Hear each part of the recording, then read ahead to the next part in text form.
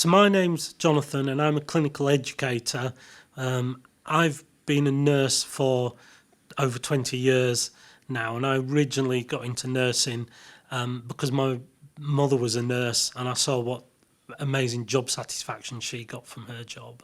So I originally started working in accident and emergency after qualifying as a nurse, and from working in A&E I then moved through working in cardiology, which is the heart ward, and in that role I began to work training people how to look after cardiac patients, and from that I then got into clinical education, which is where I am now.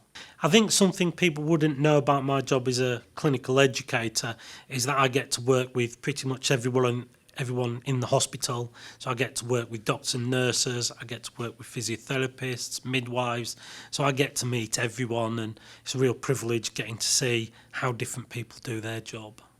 So as a clinical educator, it's quite hard to see where you make the difference in people's lives, but what is really satisfying is when you see someone go away after a training session knowing that they're seeing the world in a different way and knowing that from that patients are safer. If I was to give any advice to anyone looking to get into nursing, particularly as a male nurse, I would say don't be put off.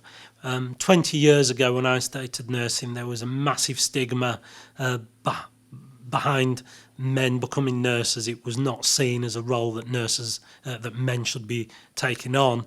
And those times are long past now. I've met many nurses from all walks of life who are male. So don't be put off. Don't see it as something that a man can't do. It's a tough job, and men have as much role to play as women play as nurses. If I was to sum up my experience in health and social care in 3 words, I think they would be challenging, fun, and rewarding.